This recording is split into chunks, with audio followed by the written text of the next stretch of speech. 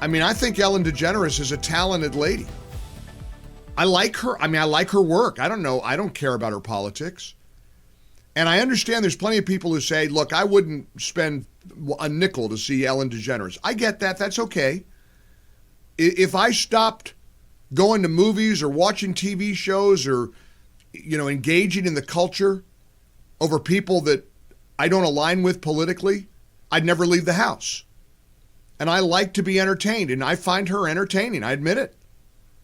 And to see what she's been reduced to is wild to me.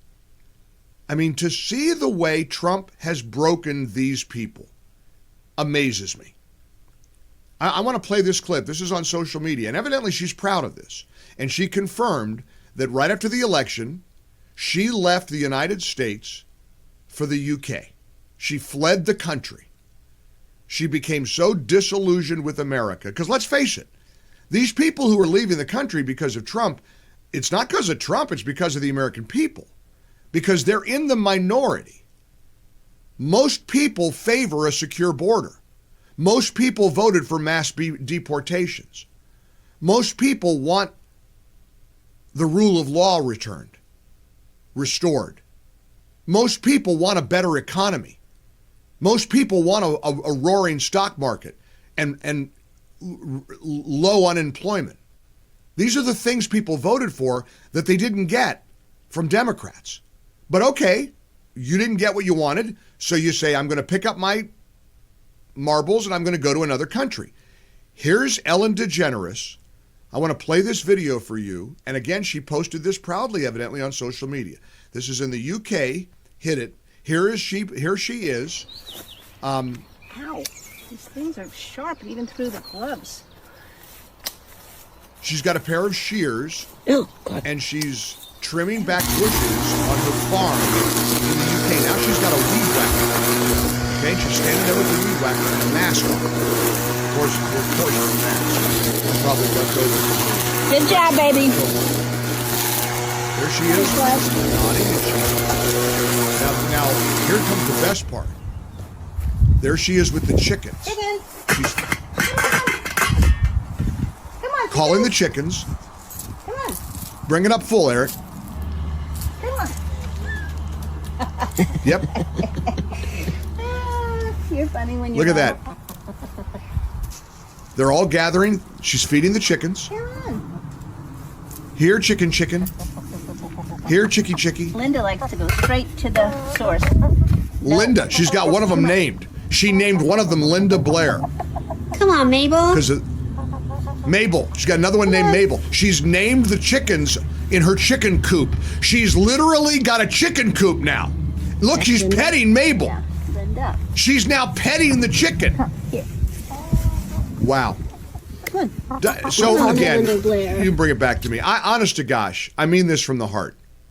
Do you ever stop, and maybe you never even give people like Ellen DeGeneres a second thought, and I understand that. But I love observing people. I do. I like, when I'm in a mall, I like to sit on the bench and just watch the world go by. I like to figure out stories. I like to look at this lady with her husband or the family. I just like that. And human nature intrigues me. Human psychology fascinates me. Are you not fascinated by the way people are broken by a political outcome that they don't like? Do you understand it? Do you understand the political nature of people broken like this? Do you get that? Because I honestly don't. I think we ought to have a little bit of empathy, maybe a little bit of compassion. I mean, there are people who say that their whole life has been destroyed by the outcome of an election. And I feel, in a way, very sorry for them. So I want you to give me your thoughts on this as well. Is it just me? And I can move on. There's a lot of breaking news today. We got all kinds of stuff to cover. But can you just tell me your thoughts about people like Ellen DeGeneres, reduced to fleeing the country and living with chickens on a farm in the UK, all because the election didn't go the way she wanted it to go. 1-800-655-MIKE, 800-655-6453. Join us on this. I'm really, really intrigued by this and by human nature and human behavior. Here's my question for you, and then I promise we're going to get on to a lot of other stuff that we have covered for you today. But this is what intrigues me, and Michael from Kentucky just put it in proper perspective. He said, look, people that let an election ruin their lives need psychiatric help.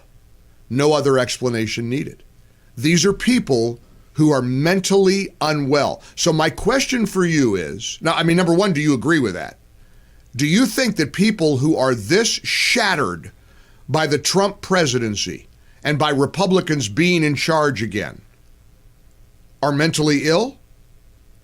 And were they already mentally unwell prior to the election? And this just turbocharged their challenges? Or did the election cause them to become mentally ill? I'm telling you, I'm fascinated by this kind of stuff. I love talking about human behavior, why people do what they do. I could watch videos. I go to bed at night sometimes, and I watch videos of people interacting with other people. You know, the Karen videos always get a lot of airplay. You know, they always get tons of, viral attention. People that are just the behavior of human beings when it's awful just intrigues me. So let me just ask you that question. Is Michael in Kentucky right that these are people who are mentally ill? They've got severe, or maybe not even severe, but they've got some psychological, and I'm not trying to mock mental illness or mental health challenges. That's not something that, I'm making fun of.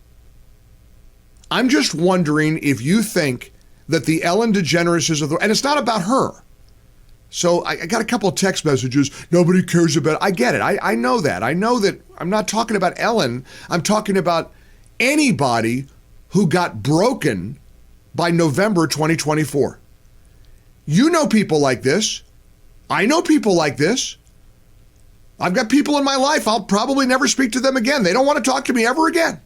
And I'm not sure the friendship is ever coming back. There are families fractured all over America. Kids who aren't talking to their parents, parents who aren't talking to their kids, brothers who aren't talking to their sisters.